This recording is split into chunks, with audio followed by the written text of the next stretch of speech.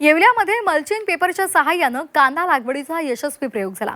पाणी टंचाईमुळे मल्चिंग पेपरच्या सहाय्यानं कांदा लागवड करण्यात आली। या लागवडीमध्ये रोपांच्या संख्येमध्ये वाढ झाली आहे। लागवडीचा खर्च कमी आहे, साठवणुकीलाही कांदा जास्त काळ टिकणार आहे, अशी माहिती सध्या कृषी तज्ञांनी दिली आहे। तर या लागवडीचा खर्च कमी आहे आणि हा कांदा जास्त काळ टिकेल असा अंदाजही आहे।